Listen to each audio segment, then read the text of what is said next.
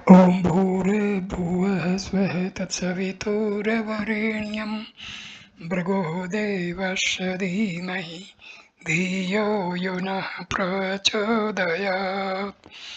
ओम शांति शांति शांति। नमस्ते मेरे प्यारे दोस्तों, इस वीडियो में मैं नादा बिंदु उपनिषद का वर्णन करने जा रहा हूँ। यह उपनिषद ऋग्वेद से संबद्ध है। इस उपनिषद के प्रारंभ में ओमकार को हंस मानकर उसके विभिन्न अंगों पांगों का वर्णन किया गया है। फिर ओम की 12 मात्राओं तथा उनके साथ प्राणों के विनियोग का फल कहा गया है। योग युक्त साधक की स्थिति तथा ज्ञानी के प्रारब्ध कर्मों के अक्षय का वर्णन करते हुए नाद के अनेक प्रकार तथा नाद अनुसंधान साधना का स्वरूप समझाया गया है। अंत में मन के प्रभावित होने, मन के लय होने तथा मनोलय की स्थिति का वर्णन किया गया है। मनोलय की स्थिति का वर्णन किया गया है। शांति पाठ। ओम वांग्मयी मनसी इति शांति। पहला श्लोक। ओमकार रूप हंस का आकार दक्षिण पक्ष दाहिना पंख तथा उकार उत्तर पक्ष बायां पंख कहा गया है। उसकी पूंछ ही मकार है और अर्धमात्रा ही उसका शीर्ष भाग है। दूसरा श्लोक। उस ओमकार रूप हंस के दोनों पैर रजोगुण एवं तमोगुण हैं और उसका शरीर सतोगुण कहा गया है। धर्म उसका दक्षिण चक्षु है और अधर्म बायां चक्षु नेत्र कहा गया है। तीसरा श्लोक। उस हंस के दोनों पैरों में भू पृथ्वी लोक स्थित है। उसकी जंघाओं में भुवः अंतरिक्ष लोक केंद्रित है। स्वः स्वर्ग ऊर्ध्व लोक उसके कटी प्रदेश तथा महलोक उसके नाभि प्रदेश में स्थित है। चौथा श्लोक। उसके हृदय स्थल में जनेह लोक और कंठ प्रदेश में तपोलोक विद्यमान है। ललाट और भौहों के मध्य में सत्यलोक स्थित है। पांचवा और छठा श्लोक। इस प्रकार से वर्णित सहस्रा अव्यय युक्त पर्णव स्वरूप हंस पर आसीन होकर कर्मानुष्ठान ध्यान आदि में रत हंस योगी विचक्षण पुरुष ओमकार की श्रेष्ठ विधि से मनन व चिंतन करता हुआ सहस्रों करोड़ों पापों से निवृत्त होकर मोक्ष पद को प्राप्त कर लेता है।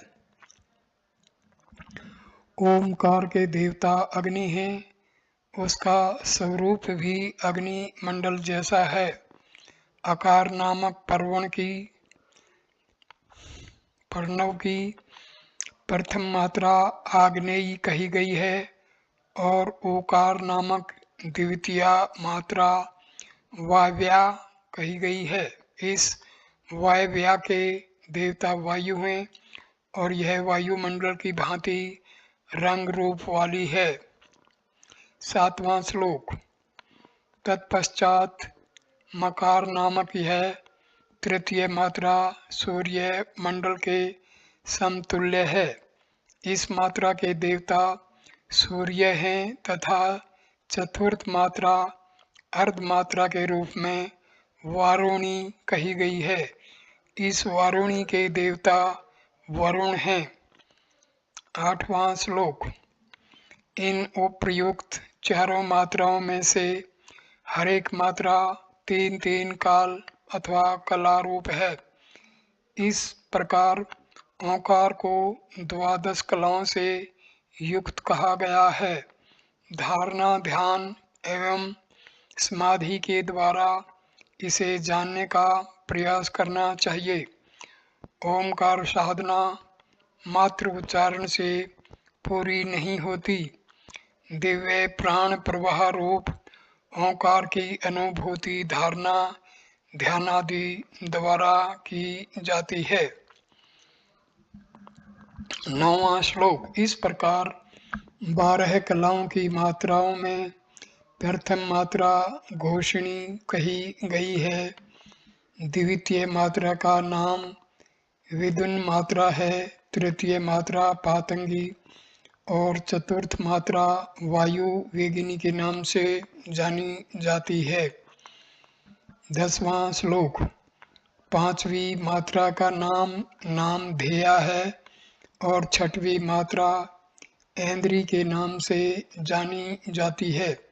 7वीं मात्रा का नाम वैष्णवी और 8वीं मात्रा शांकरी के नाम से प्रसिद्ध है। 11वां श्लोक।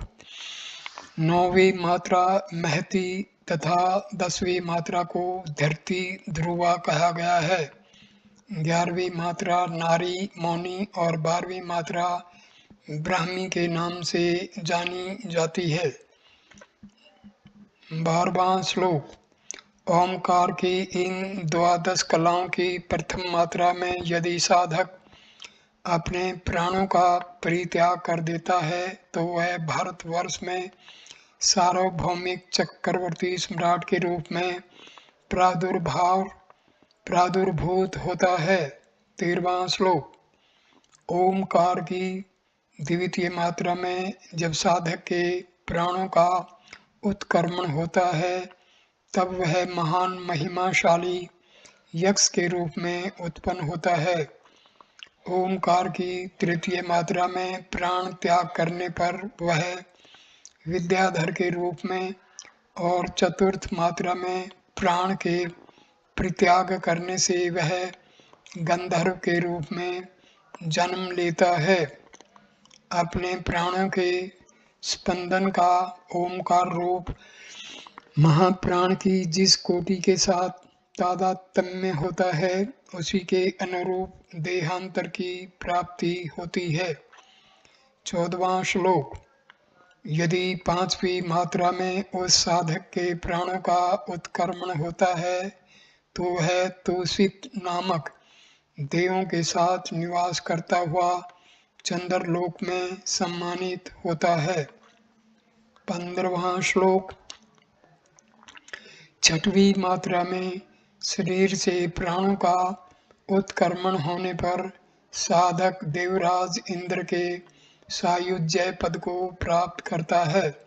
7वीं मात्रा में भगवान विष्णु के पद वैकुंठ धाम को प्राप्त करता है तथा 8वीं मात्रा में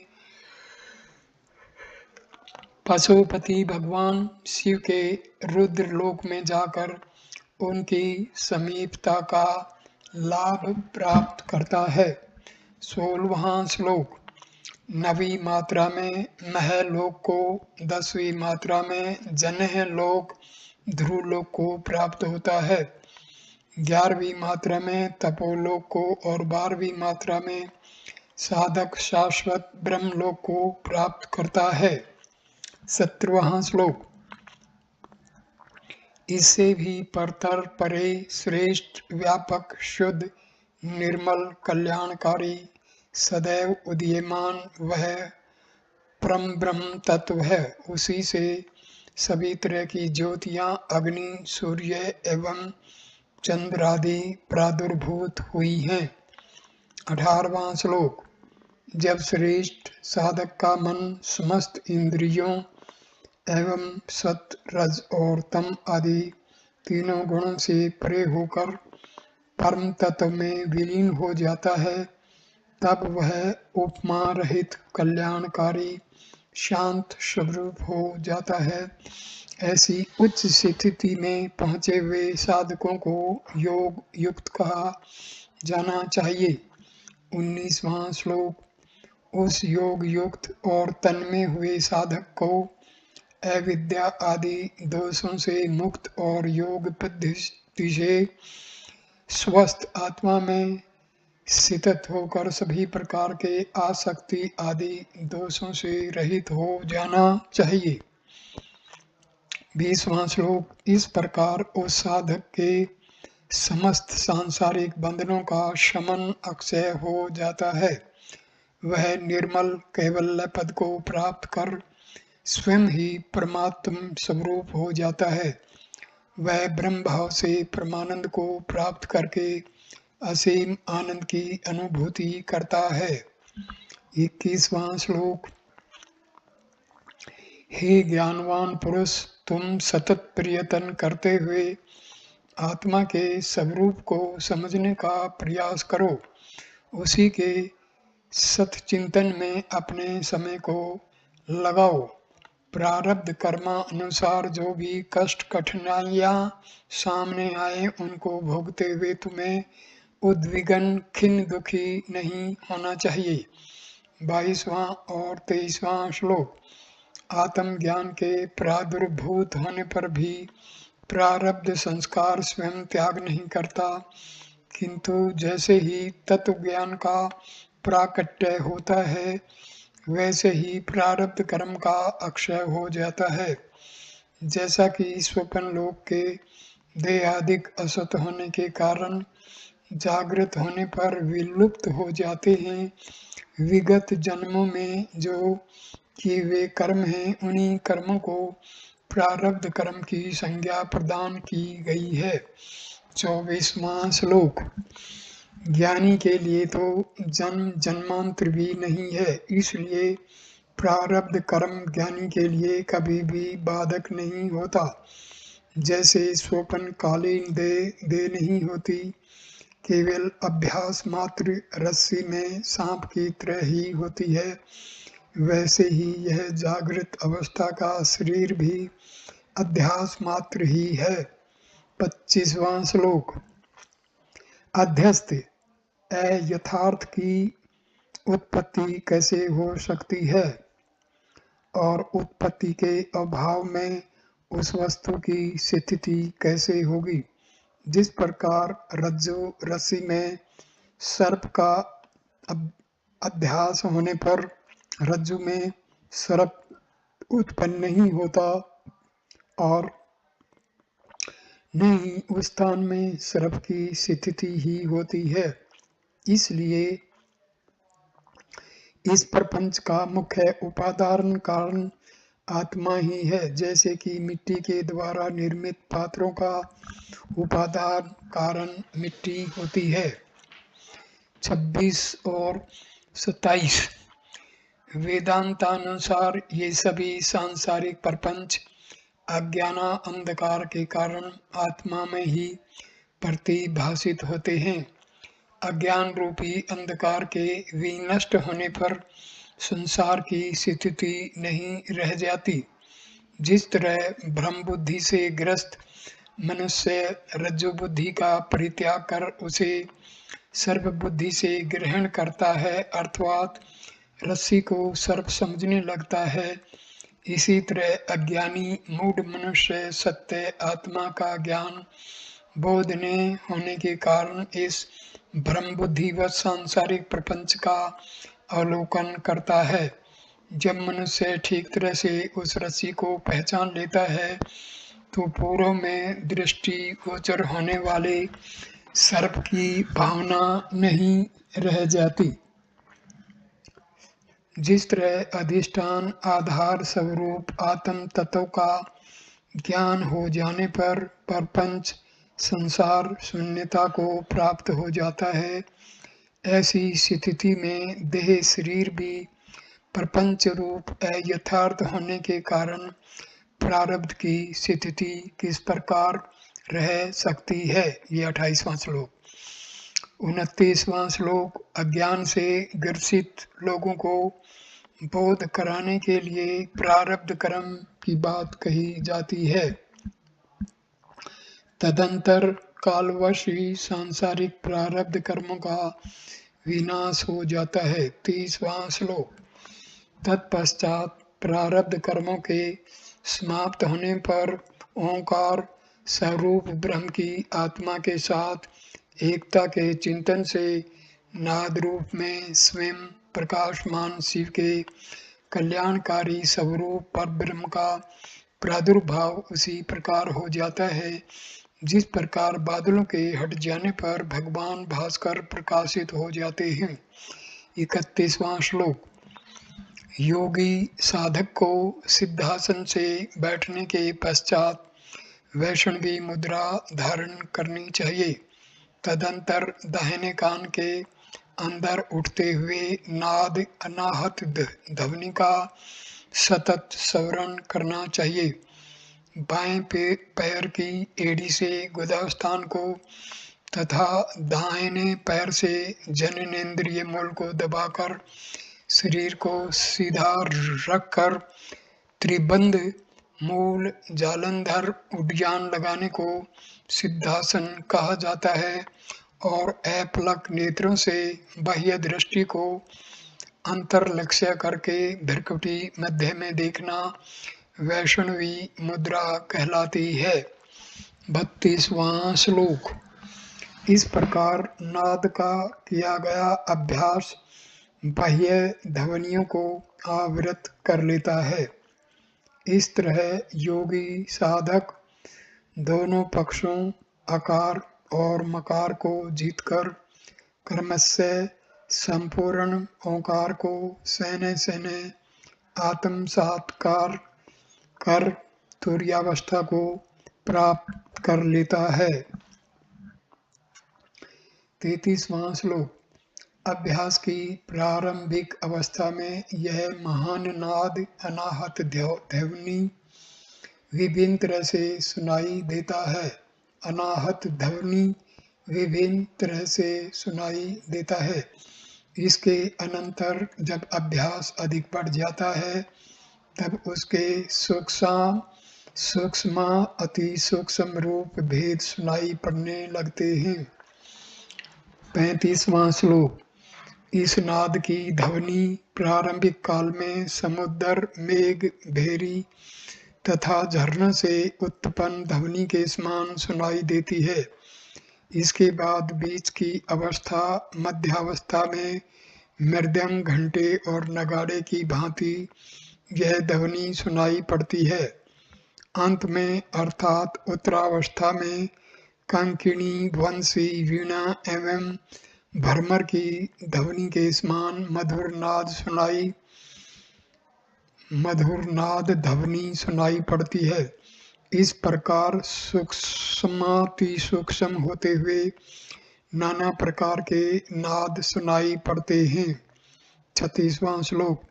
निरंतर नाद का अभ्यास करते हुए जब भेरी आदि की ध्वनि आवाज तेजी से सुनाई पड़ने लगे तब उसमें भी सूक्ष्म से भी सूक्ष्मतर नाद के सुनने का विचार करना चाहिए।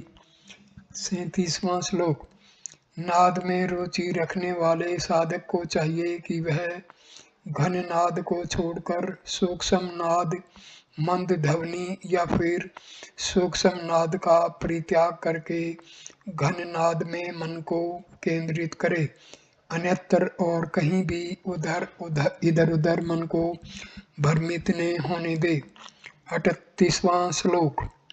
साधक का मन सर्वप्रथम जहाँ कहीं किसी भी सूक्ष्म अति मंद अथवा घन नाद अभेद्य ध्वनि में लगता है उसको मन को वहीं केंद्रित करना चाहिए।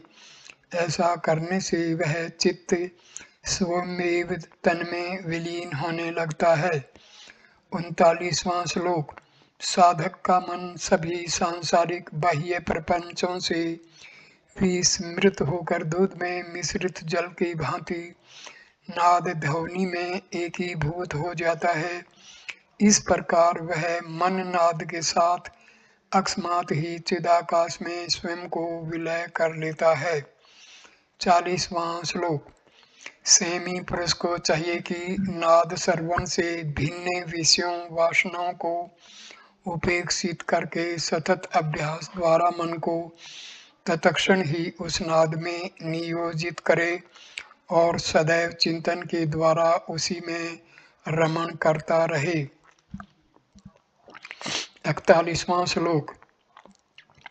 योगी साधक को चाहिए कि सतत चिंतन करते हुए समस्त चिंताओं का परित्याग कर सभी तरह की चेष्टाओं से मन को हटाकर उस नाद का ही अनुसंधान, श्रवण, मनन, चिंतन करे, क्योंकि चिंतन द्वारा सहज ही चित्त का नाद में लय हो जाता है। 42वां श्लोक। जिस प्रकार भ्रमर फूलों का रस ग्रहण करता हुआ पुष्पों के गंध की अपेक्षा नहीं रखता है, ठीक वैसे ही सतत नाद में तल्लीन रहने वाला चित्त विषय वासना आदि की आकांक्षा नहीं करता। 43वां श्लोक। यह चित्त रूपी अंतरंग भुजंग सरपनाद को सुनने के पश्चात उस सुंदर नाद की गंध से आबद्ध हो जाता है और तत्क्षण ही सभी तरह की चपलताओं का परित्याग कर देता है। 44वां, 45वां और 46वां श्लोक।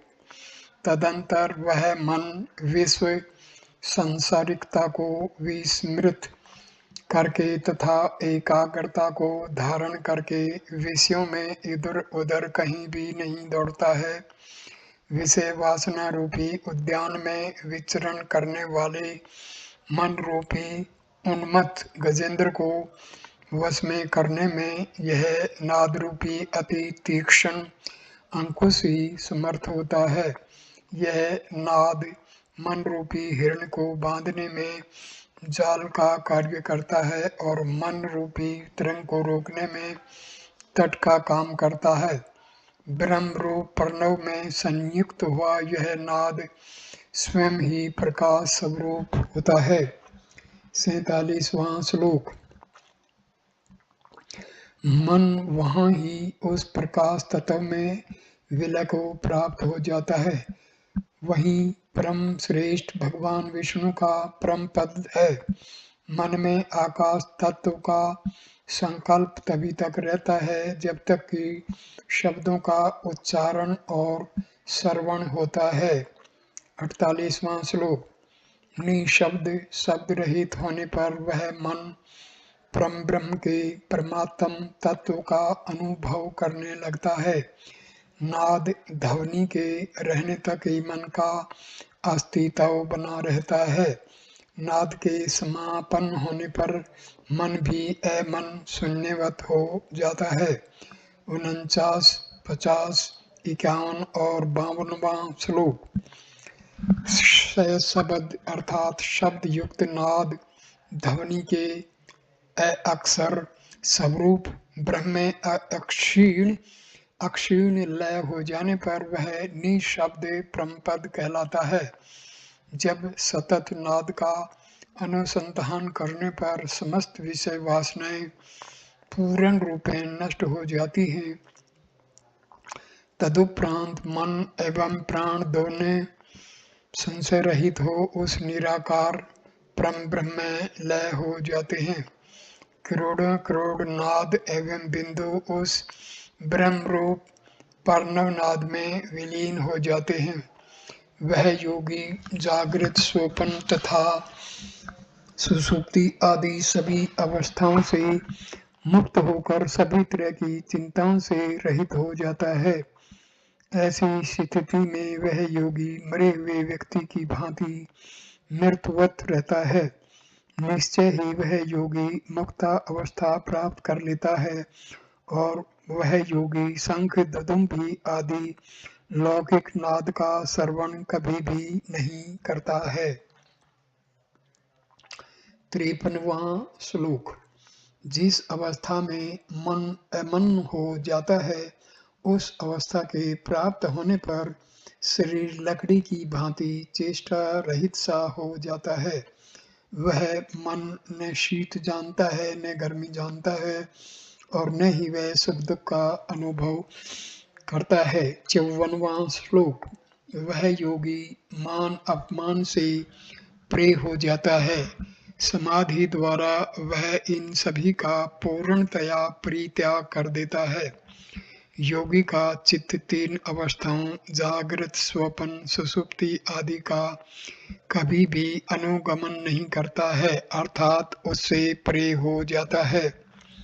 55वां और 56वां श्लोक। वह योगी जागृत और निद्रा स्वप्न की अवस्था से मुक्त होकर अपने वास्तविक स्वरूप में स्थिर हो जाता है।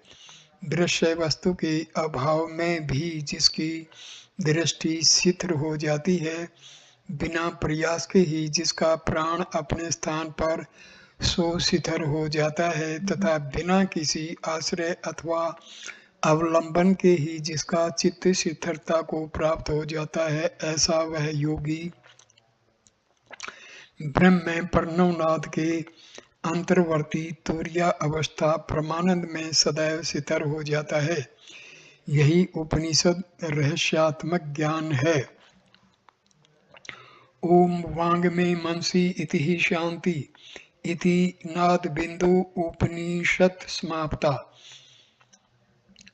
ये उपनिषद यहाँ पर संपूर्ण हो जाता है और इसके साथ ये वीडियो भी संपूर्ण हो जाता है। हम अपनी वाणी को विराम देते हैं। वीडियो देखने के लिए धन्यवाद मेरे प्यारे दोस्तों। नमस्कार, धन्यवाद।